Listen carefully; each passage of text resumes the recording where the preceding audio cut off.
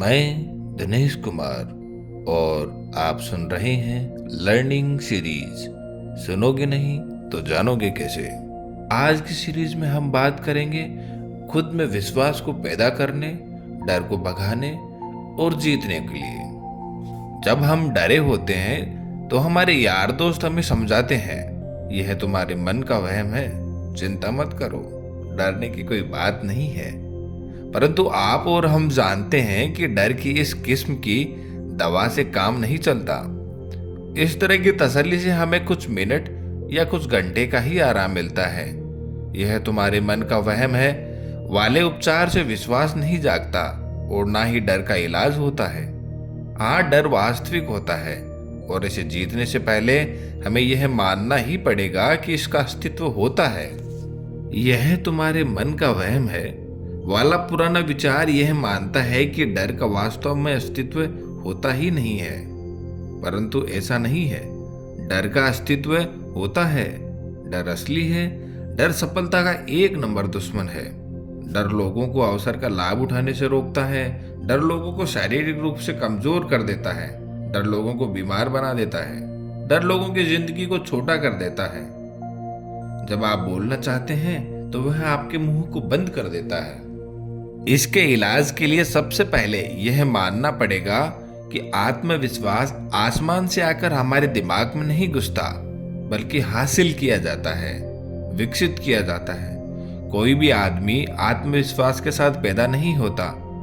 जिन लोगों में आत्मविश्वास प्रचुरता में होता है, जिन्होंने चिंता को जीत लिया है, जो हर जगह और हर कहीं बेफिक्री में आते जाते हैं, उन्होंने यह आत्मविश्वास धीरे धीरे हासिल किया है।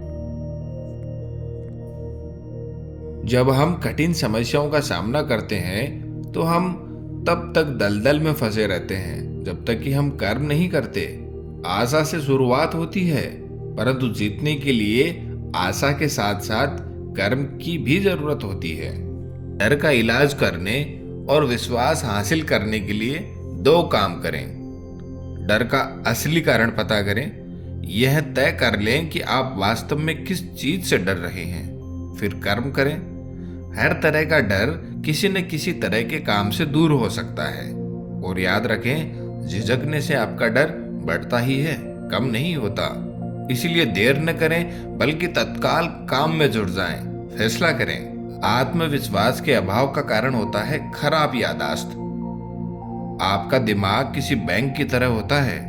हर दिन आप अपने दिमाग के बैंक में विचारों को जमा करते जाते हैं। विचारों का यह संग्रह बढ़ता जाता है और आपकी याददाश्त बन जाता है। जब भी आप सोचने बैठते हैं या आपके सामने कोई समस्या आती है तो दरअसल आप अपनी यादों के बैंक से पूछते हैं, इस बारे में मैं जानता हूं क्या। आप अपनी यादों के बैंक का प्रभावी उपयोग कर सकते हैं और अपना आत्मविश्वास जगा सकते हैं।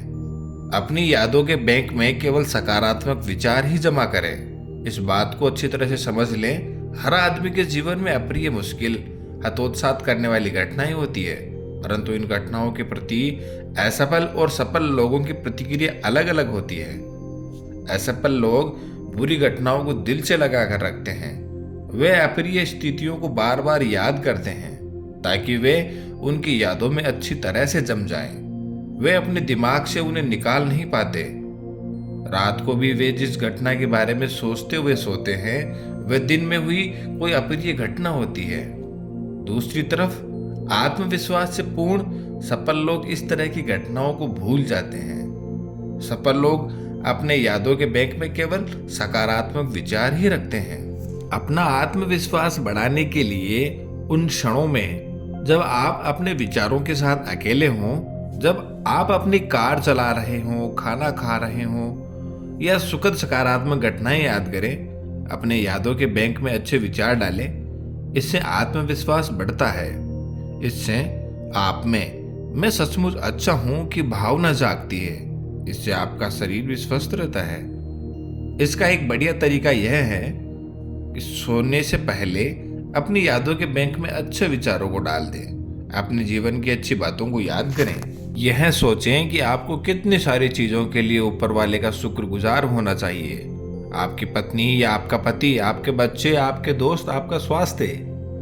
उन अच्छी चीजों को याद कीजिए जो आपने लोगों को आज करते देखा है। अपनी छोटी छोटी सफलताओं और उपलब्धियों को याद कीजिए। उन कारणों को दोहराइए कि आपको आज जीवित होने के लिए खुश क्यों होना चाहिए।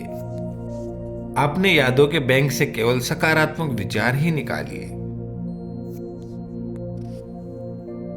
आप अपने नकारात्मक विचारों को नष्ट कर दें, इससे पहले कि विचार राक्षस बन जाएं और आपको नष्ट कर दें। जैसे कि मैं बात करता हूं शादी की बहुत सारी कठिनाइयां हनीमून की वजह से पैदा होती है।